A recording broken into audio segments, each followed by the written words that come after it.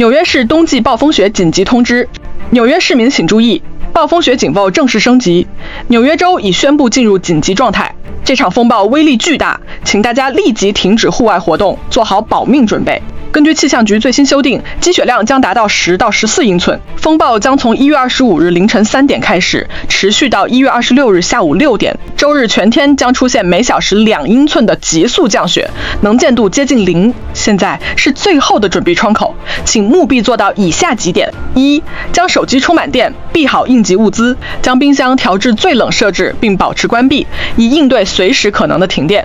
2、严禁在室内使用发电机，远离倒下的电线，关闭所有不必要的电器。3、体感温度将跌破0度，请待在室内，注意保暖。道路将极其危险，如非必要，请绝对不要开车上路。如果您有残疾、无障碍需求或使用生命维持设备并需要立即援助，请直接拨打911，一般资讯请拨打311。请转发这条视频给你在纽约的亲友，大家守望相助。关注我们，持续为您追踪最新灾情，请务必保证安全，平安度过这场暴风雪。